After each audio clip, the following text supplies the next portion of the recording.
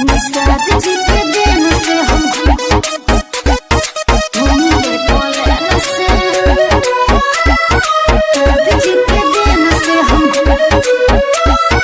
घूमेंगे टोले से। Music by Rahul Vishwakarma.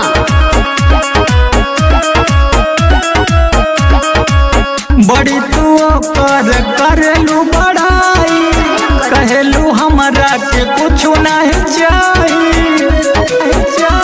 ये करे जा सुना, बड़ी तू करेलू बड़ाई, कहेलू हमरा के कुछ नहीं चाहिए।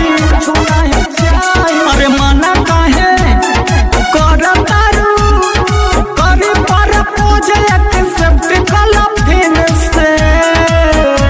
निषाद जी के देन से हम घूमिले प्लेन से, और तोहरा साथे रहती त चढ़ती ट्रेन से। निषाद जी के देन से हम घूमिले प्लेन से, तोहरा साथे रहती त चढ़ती ट्रेन से। निषाद जी के देन से हम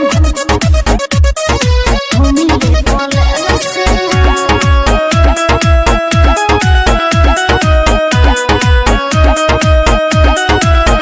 छोड़ा जाए दसोना चोना जाने करा, हाथ काहे ना करी? तू कसे रहा खजाई जनिए ताना डरा। पावर जानेला न कनी साध जाति के, छेद छेद कोई देई तोरा छाती के। तोहरा के चाहिला हम, पीछा करतानी हम तलाश वही टेन से। निषाद जी के देन से हम घूमिले प्लेन से, और तोहरा साथे रहती त चढ़ती ट्रेन से। निषाद जी के देन से हम घूमिले प्लेन से, तोहरा साथे रहती त चढ़ती ट्रेन से। निषाद जी के देन से हम घूमिले प्लेन से।